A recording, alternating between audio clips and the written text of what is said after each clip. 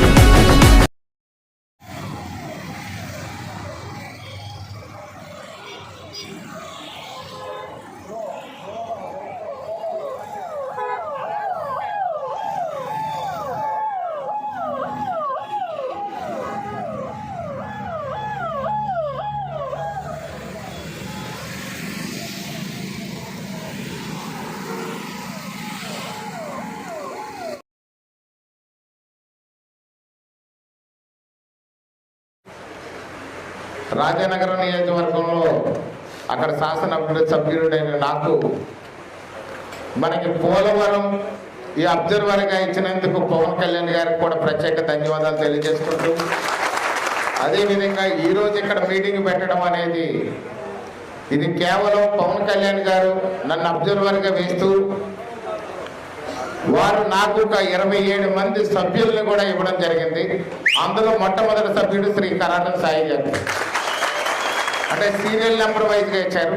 వారి ఆధ్వర్యంలో local protocol అనేది ఒక 10 నిమిషాలు పక్కన పెట్టి ఇది పారదర్శకంగా కమిటీలు వేయాలి కాబట్టి మీకు ఇచ్చిన కమిటీ ద్వారా ముందుకు వెళ్ళమన్నారు. కాబట్టి లోకల్ ప్రోటోకాల్ అనే దాంట్లో ఎవరికైనా ఇబ్బంది కలిగితే పెద్ద మనమైనటువంటి నాయకుడు మన పవన్ కళ్యాణ్ గారు,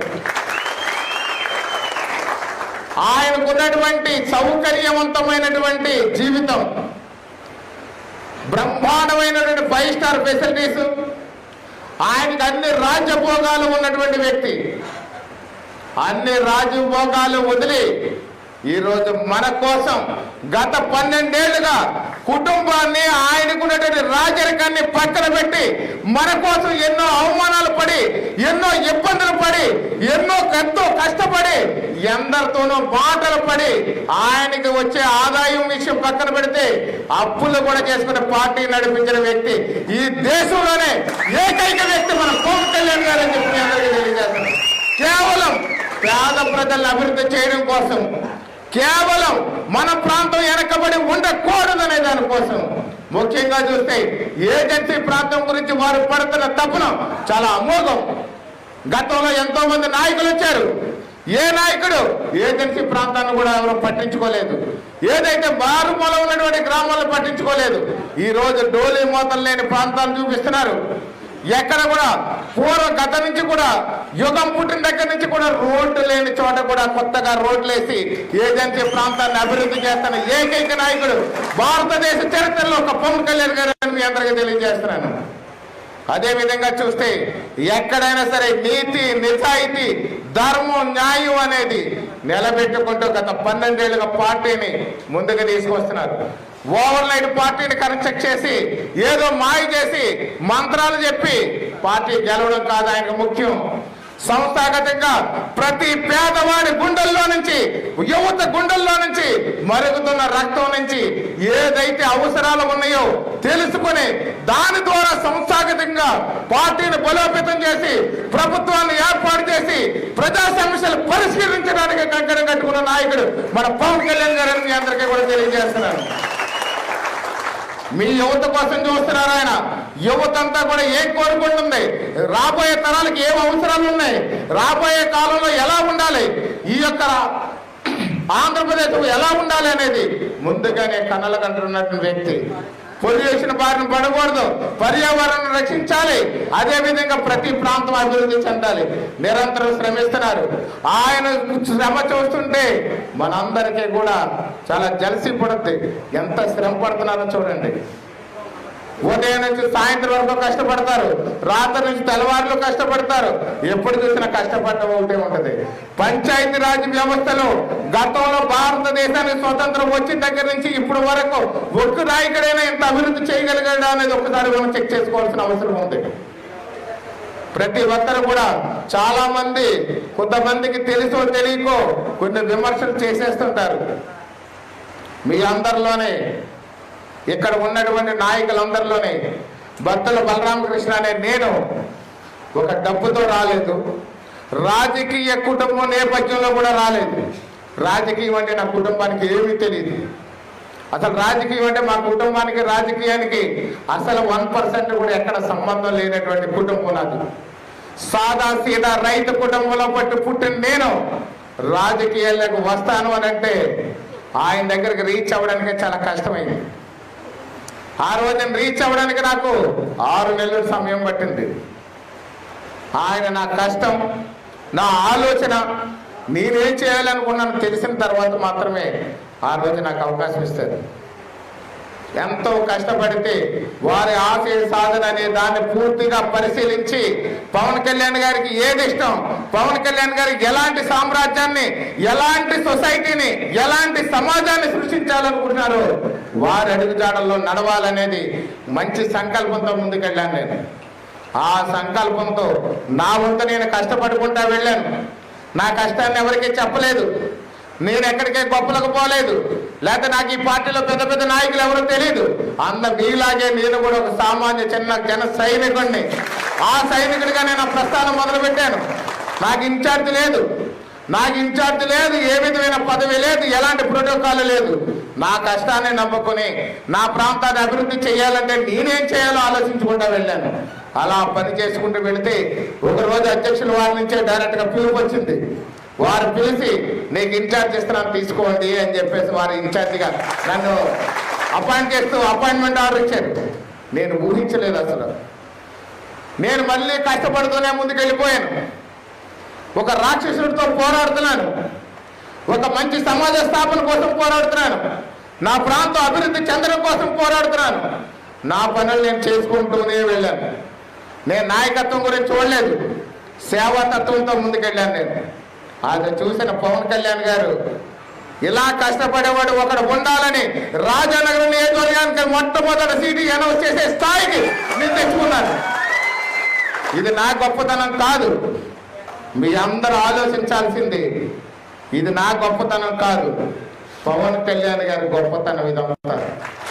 ఆ మాట మీకు ఎందుకు చెప్తున్నాను అని అంటే, పవన్ కళ్యాణ్ గారికి చెవులన్నీ కూడా మన ప్రాంతంలోనే ఉంటాయి.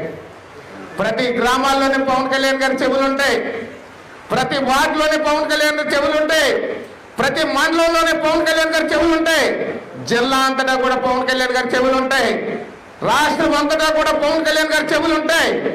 ఖచ్చితంగా అవి వింటాయి, పని వచ్చినప్పుడు మాట్లాడతాయి. అదే పవన్ కళ్యాణ్.